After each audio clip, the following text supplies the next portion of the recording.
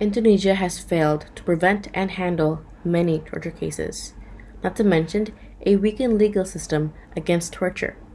Hello everyone, my name is Celia, I'm from Sekolah Cika Serpong, and this is my speech on the right not to be tortured. For this speech, I'll be discussing on Herianto's case.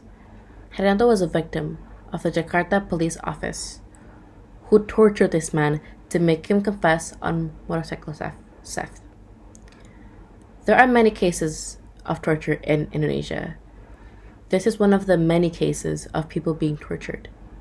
Before I get to the case, be warned, this speech contains mentions of violence.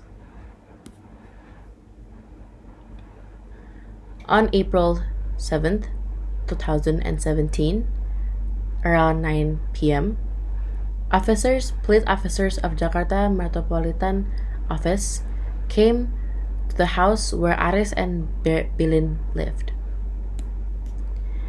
and forcibly searched the house without any warrant. Herianto, who was staying at Bihin's house at the time, was arrested by the police without any arrest warrant.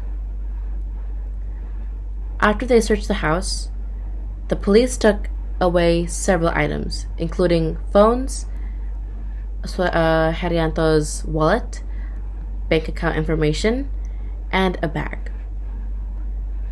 Aris and Bihin were brought to the Jakarta Metropolitan Police Office, or Polda Metro Jaya, where they were physically intimidated and forced to confess that they had committed a crime.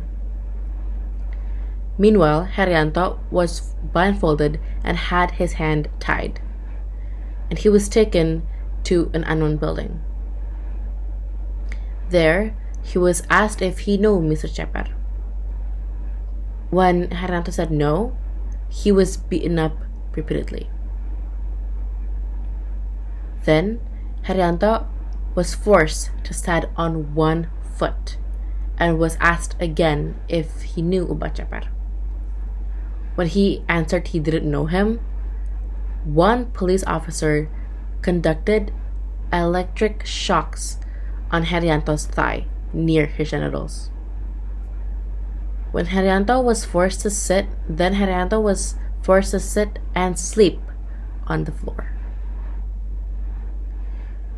On April 8th, he was transferred to Jakarta Metropolitan Police Office. He was brought to the investigator room, Unit 3. Police violent crime investigators, or Dentanras.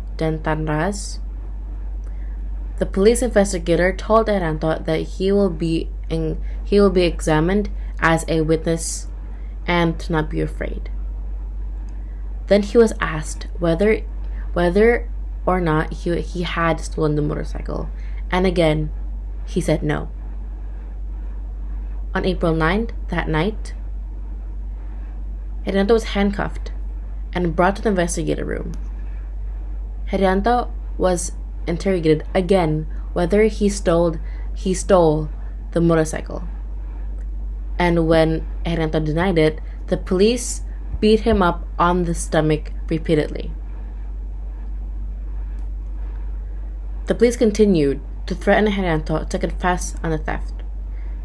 They say they have CCTV footage to prove it, but when Herianto asked the police for the footage, to show him the footage, the police refused to show him. The investigator spit on Herianto's face and ordered Herianto to lick the spit off the floor. Nonetheless, Herianto was still stated that he did not steal the motorcycle. Once again, Herianto requested the police to show the CCTV footage, and the police said no. Herianto's mouth was smothered with balm, and the police forced him to eat the ball. The police again told Herianto to confess that he stole the motorcycle in Ramadan 2016. Despite repeatedly being tortured by the police, Herianto still stated that he did not steal the motorcycle. Nonetheless, the police still tortured him to confess repeatedly. Finally, Herianto gave up to stop the torture. He confessed that he stole the motorcycle. This confession was written in the police investigation report. It does not matter if he's guilty or not. He shouldn't have been repeatedly tortured. Also, going to someone's house and arresting them without a warrant is illegal. These police officers should get consequences. There have been no updates on this case over the past 7 years. The government should take care of these cases. Torturing is a serious crime. These police officers who were involved in this case is doing a ridiculous job. They should prevent crimes, not committing one.